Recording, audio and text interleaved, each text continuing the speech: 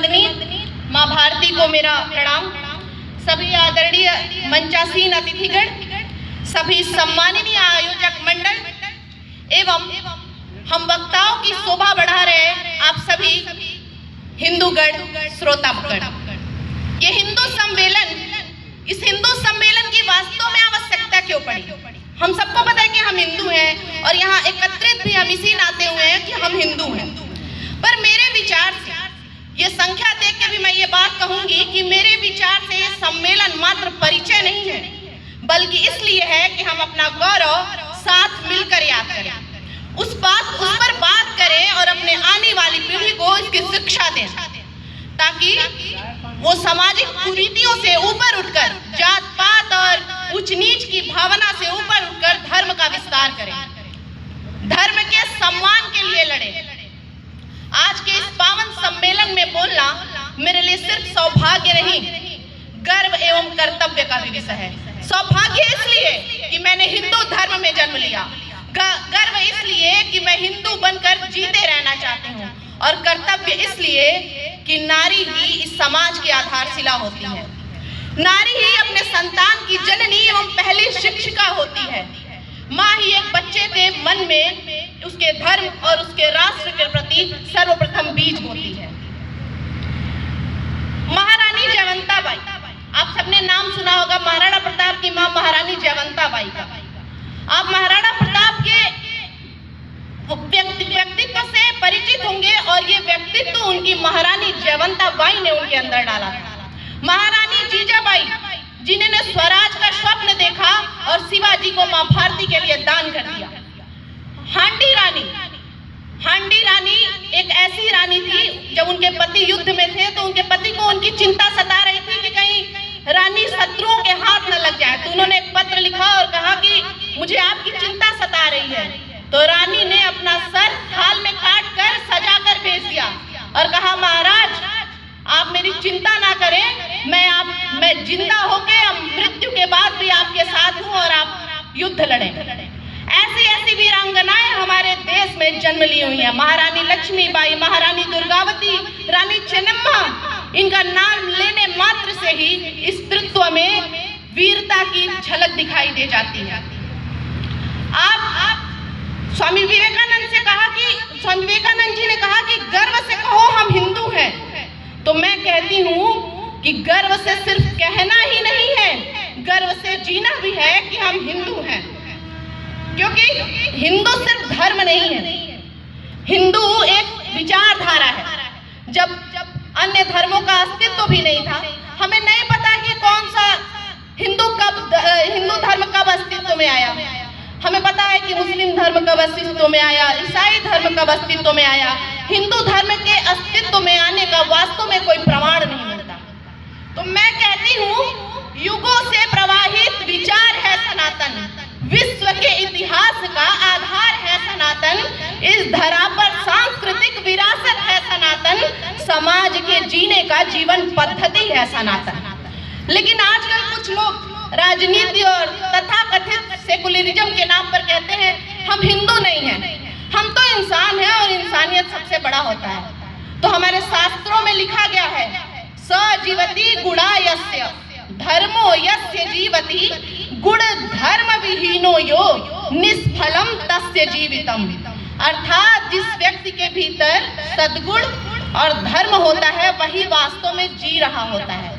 सद्गुण और गुण और धर्म से रहित व्यक्ति वास्तव में जी नहीं रहा होता है, वो बस जिंदा होता है। अगर मैं सनातन का परिचय दूं और उसके अस्तित्व पर बात करने बैठूं, तो शायद दिन से रात हो जाए, और फिर भी मैं असंतुष्ट रहूंगी कि मैंने पूरा परिचय और पूरा अस्तित्व पे व्याख्यान दे ही नहीं पाई मैं। और फिर भी कुछ लोग सनातन के अस्तित्व पर सवाल खड़ा करते हैं। मुझे उन लोगों पर दया आती है जो सनातन के अस्तित्व पर सवाल करते हैं। मैं कहती हूँ कि सनातन के अस्तित्व पर सवाल करने का तात्पर्य ये है कि आप अपने अस्तित्व पर सवाल कर रहे हैं।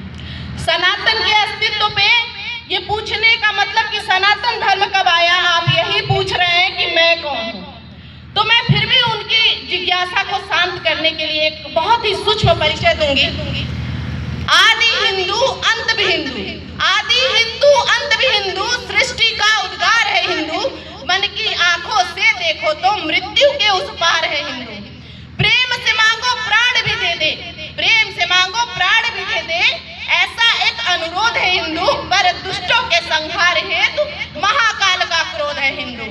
माटी के कड़कड़ में बसता इस माटी का प्राण है हिंदू, वीर जने इस भूमि ने उन वीरों का प्रमाण है हिंदू।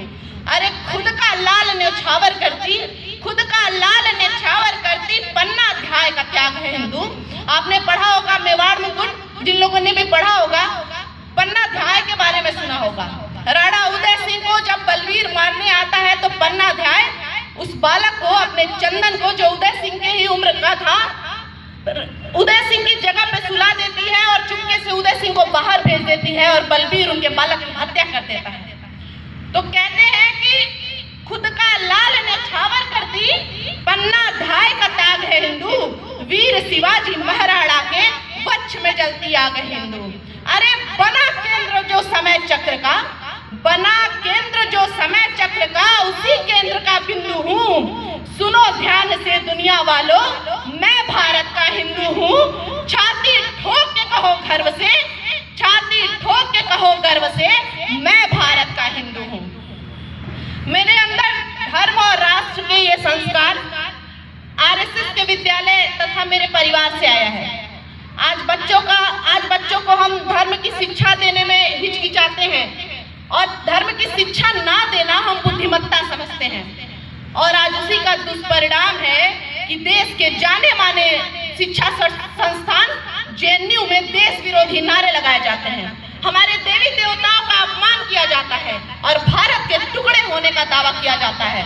तो मैं कहती हूँ, मैं उस जेएनयू के चंद देशद्रोहियों से कहती हूँ कि जब जब तुम हमारे धर्म पे उंगली उठाओगे, मेरे जैसे करोड़ों युवा तुमको अपने रास्ते में खड़े मिलेंगे। तुम चंद ढोलकियों के लिए, हम करोड़ों युवा ही अपने देश के आन बान शान के लिए तुम्हें खड़े मिलेंगे, क्योंकि ये देश, ये धर्म विरोधी नारे तुम्हारे ढोलक की शोभा बढ़ाने तक ठीक है, सहनीय भी है, लेकिन जिस दिन तुमने हमारे धर्म पर प्रहार किया, हम राम और कृष्ण के वंशज हैं, हमें तीर और चक्र का उपयोग करना भी भली भांति आता है। वो उस आतंकी अफजल के सहानुभूति में कहते हैं कि अफजल हम शर्मिंदा है, तेरे कातिल जिंदा है, और कहते हैं कि तुम कितने अफजल मारोगे, हर घर से अफजल निकलेगा। तो मैं कहती हूँ, अगर वो अफजल आतंकी हुआ तो हर घर में घुसकर मारेंगे जिस घर से अफजल निकलेगा। मैं हर बार कहती हूँ कि मैं अब्दुल कलाम जैसे इंसान को बर्दाश्त करूंगी, किसी अफजल को नहीं। हम हर धर्म का सम्मान करते हैं, लेकिन अगर आप हमारे धर्म पे उंगली उठाएंगे, आप हमारे धर्म को गाली देंगे, ये हम नहीं चलने देंगे। मेरी माता जी ने खुद सिखाया है मुझे कि जब बात धर्म और राष्ट्र पे हो तो आपका हाथ उठाना, आपका आवाज उठाना आपका परम कर्तव्य बन जाता है। मैं इस कृत्रिम आधुनिकता में, इस कृत्रिम आधुनिकता की आदि में उन युवाओं का विरोध भी करती हूँ जो धर्म और राष्ट्र पर बात नहीं करना चाहते, जो आज इंस्टा और फेसबुक के रील पर अभद्रता फैलाने में भरोसा करते हैं। वो धर्म पे बात करने में उनको शर्म आती है और इंस्टा पर अभद्रता फैलाने में, अश्लीलता फैलाने में शर्म नहीं आती। और मैं दोष, पूर्ण रूप से उनका दोष भी नहीं देती, मैं दोष देती हूँ उनके परिवेश का, उनके संस्कार का और उनकी प्राथमिक शिक्षा का। क्योंकि जिस धर्म का आधार है वसुधैव कुटुंबकम, उस धर्म को आपने जात पात और ऊंच नीच में बांट दिया, उस धर्म को छुआछूत की आंधी में झोंक दिया और खंडित कर दिया और हमारी एकता को भंग कर दिया। गीता में कहा गया हम आज जाति के आधार पर लड़ते हैं, तो गीता में श्री कृष्ण जी ने बड़ी ही सुंदर बात कही है, चतुर्वर्णम मया सृष्टम गुण कर्म विभागसः, अर्थात धर्म, जो हमारा धर्म है वो वर्ण के आधार पर विभाजित है, जाति के आधार पर नहीं। हमारे कर्म, हमारा जो वर्ण व्यवस्था है वो हमारे कर्म और हमारे गुणों के आधार पर विभाजित है। लेकिन हम आज वर्ण व्यवस्था को जाति में बांटकर आपस में लड़ रहे हैं। हम अपने धर्म के लिए नहीं लड़ रहे हैं, हम जातियों के लड़ रहे हैं कि हम हिंदू हैं, हम वैश्य हैं, सॉरी, हम हिंदू हैं, हम ब्राह्मण हैं, हम क्षत्रिय हैं, हम शूद्र हैं, हम यादव हैं, हम मिश्रा हैं, हम ये हैं, हम वो हैं, हम इसमें लड़ रहे हैं। हम इसलिए नहीं लड़ रहे कि हम हिंदू हैं। हमें इतिहास से सीखना चाहिए कि जब भी हमारे देश पर आक्रमण हुआ, हमारी संस्कृति और हमारे धर्म पर आक्रमण हुआ, किसी जाति विशेष की हत्या नहीं हुई। हत्याएं हुई तो पूर्ण हिंदू समाज की, हत्याएं हुई तो हमारे संस्कृति की।